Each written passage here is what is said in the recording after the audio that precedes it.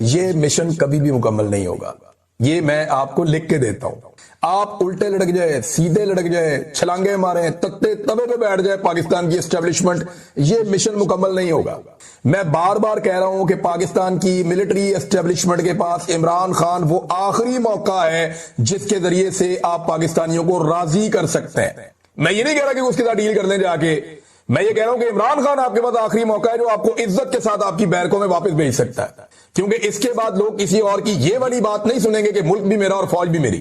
یہ عمران خان کی حد تک لوگ سن رہے ہیں اور برداشت کر رہے ہیں. میں دیکھتا ہوں نا, لوگوں سے ملتا ہوں, لوگوں کا ریئیکشن دیکھتا ہوں. اوورسیز پاکستانی جو نغمے گایا کرتے تھے ہر وقت, جو بڑے جذباتی ہوتے تھے, وہ اپنے منہ سے کہتے ہیں جناب ہم کو ملٹری اسٹیبلشمنٹ کے خلاف ایک لفظ نہیں سن سکتے تھے, اور آج وہ لوگ خود چڑھ چڑھ کے بولتے ہیں. انہیں سمجھانا پڑتا کہ یار ایزی ہو جاؤ, کیا ہو گیا؟ وہ کہتے ہیں نہیں, سوال ہی پیدا نہیں ہوتا, انہوں نے بیڑا غرق کر دیا ملک کا. تو عمران خان وہ آخری امید ہے اسٹیبلشمنٹ کے پاس جو اسٹیبلشمنٹ کو عزت کے ساتھ بیرکوں میں واپس بھیج سکتی ہے. ادروائز پھر اس کے بعد یہ نہیں ہونا.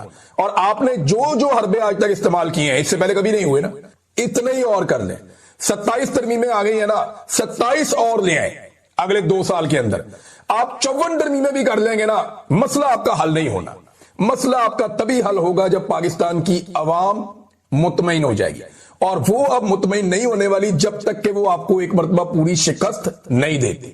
اسٹیبلشمنٹ کو پاکستان کی عوام سے ہارنا پڑے گا, ورنہ یہ لڑائی چلتی رہے گی جتنی مرضی لمبا آپ اس کو گھسیٹ لیں, الٹیمیٹلی ایک دن لوگ آپ کو ہرا دیں گے. پھر عمران خان کی بہنوں نے کہا کہ معافی وہ مانگے جس نے 8 فروری کو عوامی مینڈیٹ پر ڈاکہ ڈالا. معافی کیوں منگوا رہے ہیں؟ سی سی ٹی وی فوٹیج عدالت میں پیش کرو اور عدالت کو فیصلہ کرنے دو. یہ علیمہ خان صاحبہ کا بیان ہے. اور کہ جی بہت سارے لوگ پیغام لے کر آتے رہتے ہیں. امریکہ والے تنویر بھی 2-3 دفعہ آئے, پھر عمران خان نے ان سے ملنے سے ہی انکار کر دیا اور ہمیں بھی منع کر دیا کہ اس بندے سے دور رہنا, اس کو نہیں ملنا. معافی کیوں منگوا رہے ہیں؟ سی سی ٹی وی فوٹیج لے کے آؤ, عدالت میں پیش کرو, عدالت سے فیصلہ کرواؤ. لیکن اگر سارے فیصلے بادشاہ سلامت نے کرنے ہیں تو پھر عدالت کو تالا لگا دو. اچھا جی, معافی والے بیان پہ یہ عمران خان صاحب کی بہنوں کا رد عمل ہے. لیکن ایک اور انٹرسٹنگ چیز میں آپ کے سامنے رکھتا ہوں, جس میں کہا گیا تھا کہ عمران خان سچے دل سے معافی مانگے, یعنی سچے دل سے معافی مانگنے کا مطالبہ کیا گیا تھا. اب ملٹری اسٹیبلشمنٹ بھاگ رہی ہے اپنی بات سے, اور کیونکہ پاکستان پورے میں درگت بن رہی ہے, پاکستان کے باہر بھی بن رہی ہے. لوگ کہہ رہے ہیں کہ عدالتی فیصلے پھر کہاں گئے, عدالتیں کہاں گئی, جعلی مقدمات ہیں. اور جعلی مقدمات بھی اتنے ہیں کہ وہ بیرسٹر سلمان صفدر صاحب نے بتایا کہ ورلڈ ریکارڈ بن گیا عمران خان صاحب کا. عمران خان نے قیدی نمبر 804 نے جیل میں بیٹھ کے ایک ورلڈ ریکارڈ بنا دیا ہے. اور ورلڈ ریکارڈ کیا ہے کہ 500 سے زائد عمران خان صاحب نے ایفیڈیوٹ سائن کر کے دیے ہیں, پاور آف اٹارنی, وکالت نامے سائن کروانے کا ورلڈ ریکارڈ لگ چکا ہے. 500 پاور آف اٹارنی سائن کروائے ہیں بیرسٹر صفدر نے, بیرسٹر سلمان صفدر صاحب نے عمران خان صاحب سے. اب بتائیں, جیل میں بیٹھا ہوا ایک آدمی اتنے زیادہ جو ہے وہ پاور آف اٹارنی سائن کر رہا ہے, تو یہ ورلڈ ریکارڈ ہی ہے نا. تو عمران خان صاحب نے بیمار نہ ہونے کا ورلڈ ریکارڈ لگا دیا, ایفیڈیوٹ سائن کرنے کے حوالے سے ورلڈ ریکارڈ لگا دیا. عمران خان کا ایک اور ورلڈ ریکارڈ ہے کہ تاریخ میں سب سے زیادہ مقدمات جو ہیں وہ عمران خان صاحب کے اوپر درج ہوئے. اتنے مقدمات آج تک پاکستان میں کسی پہ درج نہیں ہوئے جتنے عمران خان صاحب کو جیل میں بند کر کے درج کیے گئے ان کے خلاف. اب آ جائے ملٹری اسٹیبلشمنٹ کی یہ خواہش کہ عمران خان صاحب معافی مانگے, لیکن یہ خواہش نئی نہیں ہے, یہ بہت پرانی ہے. میں بھی آپ کو ایک اور جگہ سے ثابت کر کے دیتا ہوں. میں نے ایک ویڈیو نکال کے رکھی ہوئی ہے. 7 مئی 2024 کو D G I S P R صاحب نے احمد شریف صاحب نے ایک پریس کانفرنس کی تھی. اس پریس کانفرنس میں جب ایک سوال کیا گیا D G I S P R صاحب سے کہ جناب عمران خان صاحب پی ٹی آئی کیسے یہ معاملہ آگے بڑھے گا اور کیسے نکلنا ہے, وہ پہلے انہوں نے بہت برائیاں کی تھی پاکستان تحریک انصاف کی D G I S P R نے. تو جب ان سے پوچھا گیا تو انہوں نے اس وقت کیا جواب دیا تھا, وہ جواب آپ سنیں گے تو آپ کو پتا چلے گا کہ یہ جتنا مرضی بھاگ جائیں باتیں ان کے منہ سے نکل آئی ہیں. اور D G I S P R نے اپنے منہ سے معافی والی بات کی تھی, اور پاکستان تحریک انصاف کو کیا قرار دیا تھا, کن الفاظ میں یہ بات کی تھی. کیونکہ دیکھیں نا 2024 میں انہوں نے جعلی حکومت بنائی تھی, نیا نیا کانفیڈنس آیا ہوا تھا کہ تن دیں گے, پھڑ دیں گے, نہیں چڑھیں گے. پھر انہیں اس بات کا بھی آئیڈیا تھا, انہیں پتا تھا کہ ڈونلڈ ٹرمپ الیکشن نہیں جیت رہا, تب جو بائیڈن بیٹھا ہوا تھا, تو ان کا تو کانفیڈنس ہی کہیں سے کہیں پہنچا ہوا تھا. تو اب ذرا آپ یہ دیکھیں کہ اس وقت D G I S P R نے کہا تھا, اور جو کہا تھا اس کے اوپر آج بھاگ رہے کہہ رہے ہیں جی ہم معافی کیسے منگوا سکتے ہیں, ہم نے معافی کا کہا ہی نہیں, یہ تو قانونی معاملات ہیں. فیصل باٹا کے ذریعے سے لانچنگ ہو رہی ہے نا.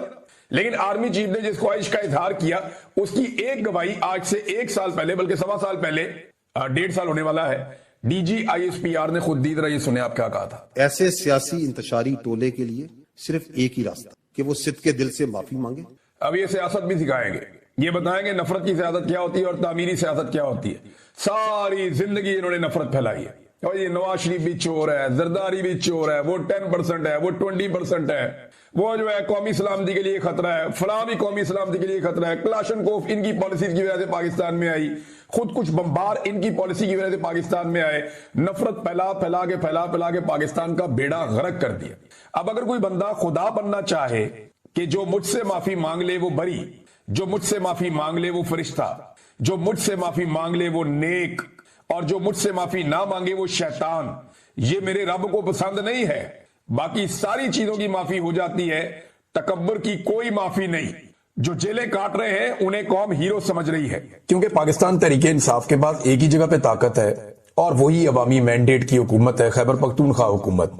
वजीर आला सुहेल अफरीदी के ऊपर सारे टाउट एक साथ छोड़ दिए गए, अचानक से सारे मिलकर हमलावर हो गए, और अब तक कुछ सियासी रहनुमा हैं, कुछ टाउट्स हैं, कुछ सहाफी हैं, कुछ जो है वो दीगर लोग हैं, ये रल मिलके सुहेल अफरीदी को पड़ गए उनके एक स्टेटमेंट के बाद।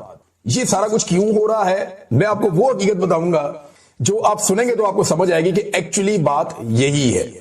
अच्छा, पहले ये बंदे जरा देख लें किस किस को लॉन्च किया गया। ताहिर अशरफी साहब, जो काबिल जिक्र थोड़े से लोग हैं, मौलवी, और एमल वली खान, और इसके अलावा इमरान इस्माइल, फवाद चौधरी का एक स्टेटमेंट है, तारड़ वगैरह जो हुकूमती हैं उन्होंने तो ये बात करनी है, और इसके अलावा जो है वो फैसल करीम कुंडी और दीगर बहुत सारे लोग हैं, ये सारे लॉन्च हो गए। इन्हें कहा गया जी आप चढ़ जाओ सारे सुहेल अफरीदी के ऊपर, और बड़ा गुस्सा सुहेल अफरीदी पे इन्होंने किया।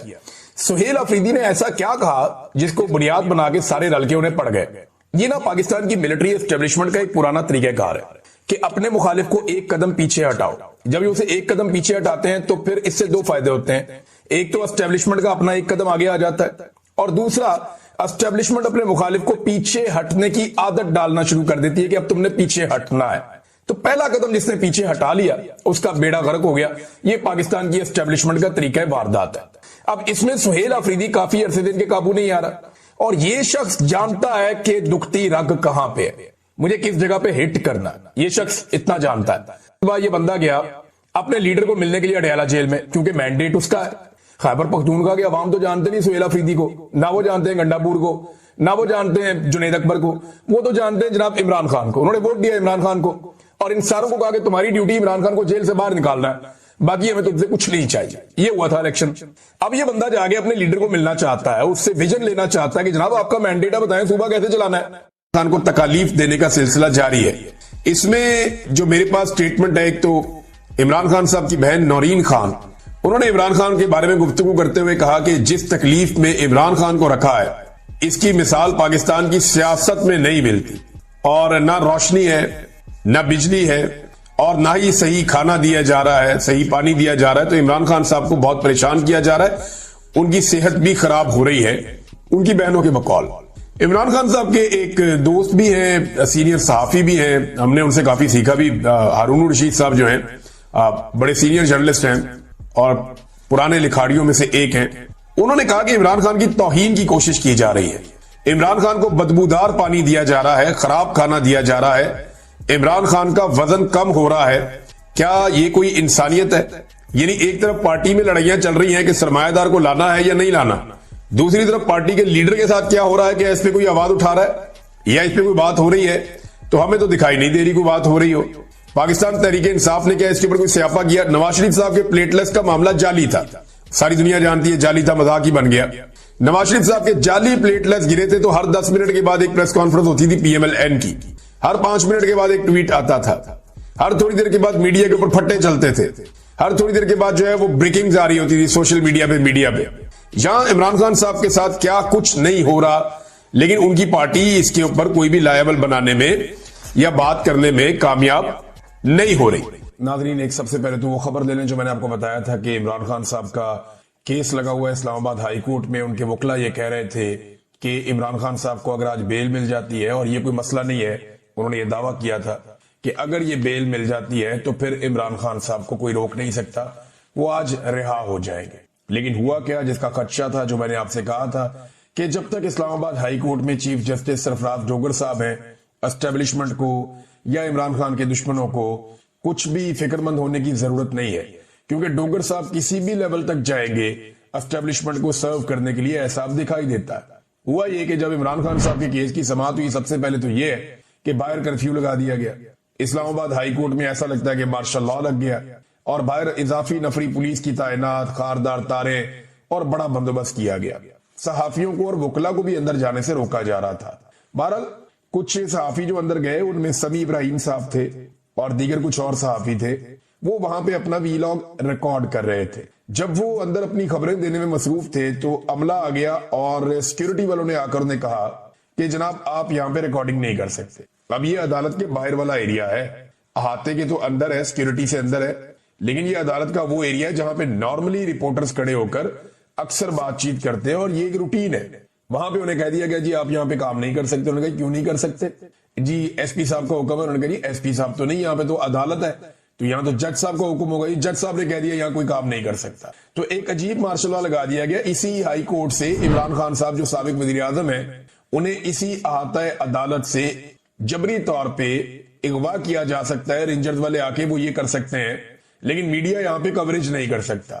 یہ مارشل لاء ہے اور کچھ نہیں ہے۔ ہوا یہ جب سماعت شروع ہوئی تو پاکستان تحریک انصاف کو بڑی امیدیں تھی، تو تحریک انصاف کو لگتا تھا وہ بات آج بن جائے گی، لیکن پتا چلا کہ جی پروسیکیوٹر اب بیمار ہے، اور پروسیکیوٹر جو بیمار ہے نہ اس نے کوئی میڈیکل رپورٹ بھیجی نہ کوئی اور چیز بھیجی، بس اچانک بتا دیا جی پروسیکیوٹر بیمار ہے اور وہ نہیں آ سکتا۔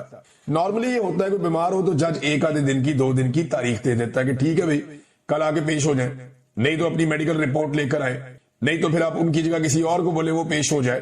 سرکاری ہے نا، تو سرکار کا کام نہیں رکتا ہوتا ہے، ایک پروسیکیوٹر بیمار ہے دوسرا آ جاتا ہے، لیکن پتا چلا جناب کے پروسیکیوٹر بیمار ہیں، اور اس کے بعد اس بیماری کی بنیاد پہ جج صاحب نے کہا جی آج تو سماعت نہیں ہو سکتی۔ تو ہم آپس میں مشورہ کرتے ہیں، مشورہ کر کے 5 منٹ میں آپ کو بتاتے ہیں آپ کرنا کیا، اگلی تاریخ کون سی ہے۔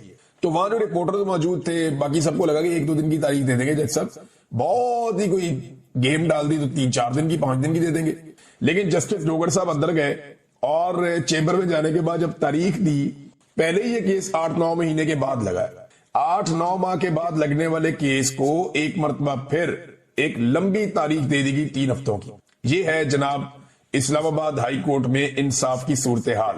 اگر کوئی ریٹائر جرنیل آ جائے نا تو 24 گھنٹوں میں آن ڈیمانڈ یعنی من پسند فیصلہ انصاف کی صورت میں یہ عدالت مہیا کر دیتی ہے۔ عدلیہ ایسا لگتا ہے کہ دکان کی طرح کام کر رہی ہے، جہاں پہ منافع دیکھا جاتا ہے، جہاں نفع اور نقصان دیکھا جاتا ہے کہ جناب جس چیز میں نفع ہے وہ کر دو، جس میں نقصان ہوتا ہے وہ نہ کرو، اور اسٹیبلشمنٹ کی غلامی کے ساتھ ججز ایسا لگتا ہے کام کر رہے ہیں۔ بڑی بدقسمتی ہے یہ بات کرنا، لیکن یہ بات ہو رہی ہے۔ تو میں آپ کو بتا رہا ہوں عمران خان صاحب کے اوپر دیکھیں نا ایک اور معاملہ بھی ہے، یہ صرف ایک کیس نہیں ہے۔ جو توشہ خانہ میں عمران خان صاحب کی بریت کی درخواستیں ہیں، اور اگلا کیس کون سا آ جائے گا، وہ آ جائے گا القادر والا جو لگ جائے گا اسلام آباد میں ہائی کورٹ میں، اور پھر اس کے اندر عمران خان صاحب کو بیل دے دی جائے گی۔ لہذا عمران خان صاحب کو اندر رکھنے کا پورا بندوبست پاکستان کی ملٹری اسٹیبلشمنٹ نے کیا ہوا ہے۔ عمران خان صاحب کی جو ویڈیو لنک پہ سماعت ہوتی ہے نا، اس حوالے سے بھی ایک ڈیولپمنٹ ہے میرے پاس۔ اب یہ دیکھیں آپ کے حالات کہاں پہنچ گئے ہیں، اور یہ کہہ کون رہا ہے، یہ سلمان اکرم راجہ صاحب بتا رہے ہیں کہ جناب ہمارے ساتھ ہو کیا رہا ہے۔ ویڈیو لنک پہ عمران خان صاحب کی جو سماعت ہو رہی تھی اس کے خلاف ایک درخواست دائر کر دی تھی پاکستان تحریک انصاف کے عمران خان صاحب کے وکلا نے۔ اب وہ سماعت ہونی تھی، اب یہ سماعت کے لیے وہ کہتے ہیں جی ہم وہاں پہ پہنچے، اور لطیف کھوسا صاحب نے اور سلمان اکرم راجہ صاحب نے انہوں نے سینئر جج سے ملاقات کی کہ جناب ہماری سماعت کیوں نہیں ہو رہی، تو ایڈیشنل رجسٹرار کو بلایا گیا، اس نے آ کر بتایا کہ جناب فائل گم ہو گئی، اور جج صاحب نے کہا جب تک فائل نہیں ملتی تب تک سماعت نہیں ہو سکتی۔ ہمیں اس طرح کی صورتحال کا سامنا ہے، یعنی آپ اندازہ کریں کہ کہیں پہ پروسیکیوٹر بیمار ہو جاتا ہے، کہیں پہ فائل گم ہو جاتی ہے، کبھی جج بیمار ہو جاتا ہے، کبھی جج چھٹی پہ چلا جاتا ہے۔ اگر عمران خان کے ٹرائل کو تیز چلانا ہو اور عمران خان جیل سے باہر ہو تو روزانہ کی بنیاد پہ عدالتیں بلاتی ہیں، لیکن اگر عمران خان صاحب کے معاملات کو لٹکانا ہو تو یہ سارے کام بھی ہو جاتے ہیں۔ کبھی رات کو 12 بجے تک ملٹری اسٹیبلشمنٹ کے اشاروں پہ کیسز چلائے جاتے ہیں، جیل کے اندر ٹرائل کیے جاتے ہیں، اور کبھی ججز 6 مہینے 8 مہینے کیس سننے کے لیے مقرر ہی نہیں کرتے۔ یہ عمران خان صاحب کو اندر رکھنے کے لیے ایک سازش کے طور پہ پورا نظام کام کر رہا ہے، اور ہم یہ ہوتے ہوئے دیکھ رہے ہیں، یہ تاریخ کا حصہ بن رہا ہے، اور عدلیہ کی تاریخ مسخ ہو رہی ہے۔ اس پہ جو گول میز کانفرنس وکلا کی ہونی تھی صبح، وہاں پہ بڑی پولیس بھیج دی گئی، اور وہاں پہ بھی بڑا دباؤ بنایا گیا جناب کی یہ گول بیس کانفرنس جو ہے وہ اس کو سبوتاج کیا جائے. لیکن پھر وکلا بیٹھے, یہ سینئر ترین وکلا ہیں, ان میں زیادہ تر وہ ہیں جو سپریم کورٹ بار ایسوسی ایشن کے صدور بھی رہ چکے ہیں, جو جرنلسٹ کور کرتے ہیں سپریم کورٹ کو اور ہائی کورٹس کو. سینئر ترین صحافی وہ بھی وہاں موجود تھے, صدیق جان صاحب تھے, مطیع اللہ جان صاحب تھے, باقی ثاقب بشیر صاحب غالباً, اور باقی جتنے بھی سینئر جرنلسٹ ہیں وہ یہاں پہ موجود تھے. ان صحافیوں نے بھی وہاں پہ بات چیت کی. اس گول میز کانفرنس سے صحافیوں نے بھی خطاب کیا, کیونکہ وہ عدلیہ کو کور کرتے چلے آ رہے ہیں اور وہ اس کا ایک حصہ ہے. تو انہوں